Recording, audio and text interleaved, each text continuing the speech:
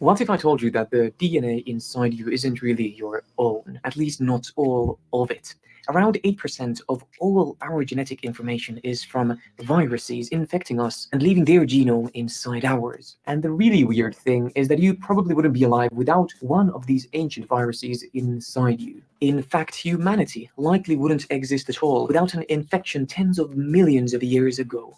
Much of the ancient viruses in us have turned to DNA fossils, viral genomes that have accumulated so many mutations that they are not functional. Instead of being buried in the earth like traditional fossils, these viral fossils are buried in our DNA. But parts of these viruses are still very functional and in use. Our cells have taken some of the genes from the viruses infecting us and turned them into our own tools. Here is the story of how virus infections very likely led to the evolution of the mammalian placenta and gave rise to all placental mammals from cows, cats, and elephants to primates and us humans.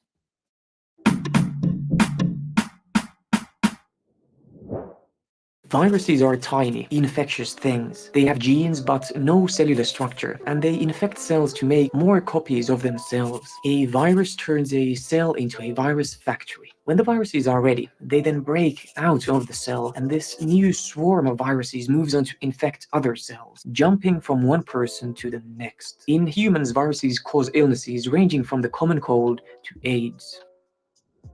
The human immunodeficiency virus, HIV, causing AIDS, is part of a class of retroviruses. Retroviruses differ from most other viruses in that upon entry into the cell, they can turn their RNA genome into double-stranded DNA, which is how we store our genetic information. Then the retrovirus can integrate its freshly made DNA genome into our genome, becoming part of us. Although a retrovirus can make a home in our genome, it doesn't get passed on to our children. This is because they don't usually infect the germline cells, the eggs and the sperm. But sometimes retroviruses have ended up infecting our germline cells and have been permanently made part of our genome. These integrated viruses pass on from generation to generation. This is why our genome has the remains of ancient viral infections that make up that 8% of our DNA.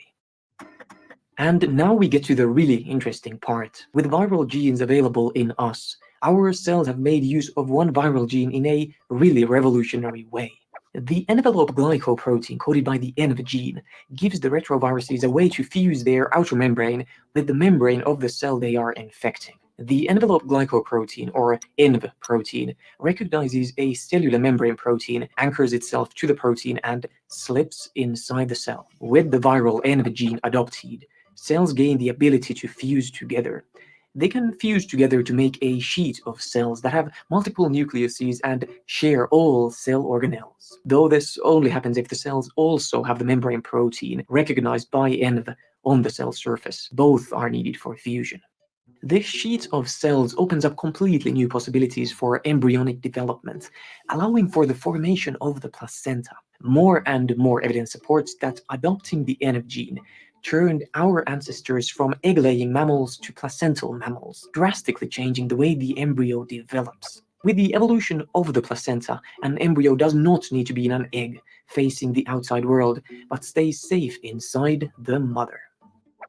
The placenta is an organ connecting the developing fetus and the mother inside the womb. The fetus's blood flows through the umbilical cord to the placenta, where only a thin lining of tissue separates the fetus's blood from the mother's blood. Outermost on this very thin tissue layer is the syncytiothropoblast, a layer of cells fused together via syncytin 2 protein.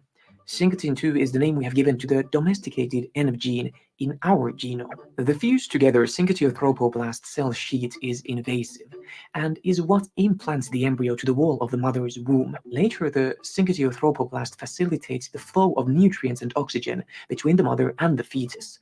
And its functions don't stop there. It also produces hormones, regulates the immune response, and protects the fetus from pathogens.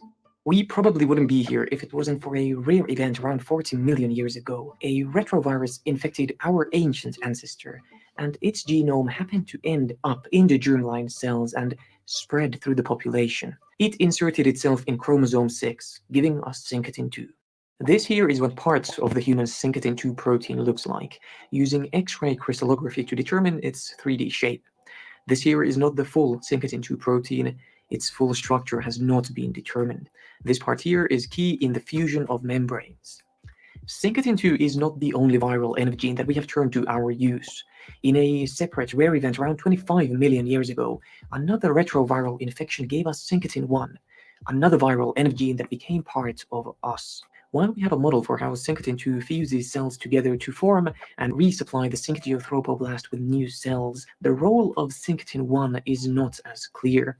But the two likely work together to fuse cells into the syncytiothropoblast. More and more evidence supports the key role of virally derived syncytins in placental formation. The cells forming the syncytiothropoblast can't fuse when syncytins are blocked, and removing mouse syncytins completely disrupts the formation of their placenta. We humans have two virally derived syncytins, Syncytin-1 and Syncytin-2. Placental mammals are many, but very interestingly, most placental mammals don't share our syncytins. Instead, the incorporation of retroviral NF gene for mammalian placental formation has happened over and over. At least 10 times are known so far. So far, a syncytin gene has been found in every mammal studied, with different syncytins fusing placental cells in different mammalian groups. A model proposed by Thierry Heidemann and colleagues from the Gustave Roussy Institute explains the findings like this. The first syncytin gene domesticated came from a retrovirus infection around 150 million years ago. This syncytin gave rise to all placental mammals. The first syncytin has since been replaced by newer syncytins, unique to each mammalian group. Each new syncytin has given the species an evolutionary advantage. With enough time, millions of years, more rare germline infections leading to virus gene domestication have taken place, giving mammals a variety of syncytin genes.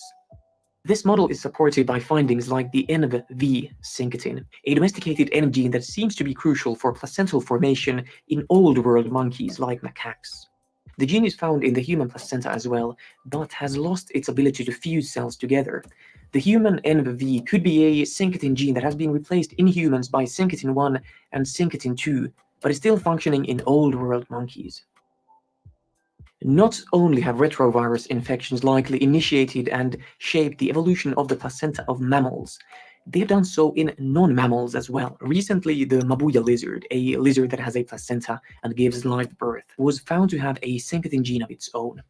As with the syncytin genes of mammals, this syncytin was able to fuse cells grown in a cell culture and was expressed in the placenta. With the placenta evolving multiple times independently, it seems like a successful strategy for embryonic development.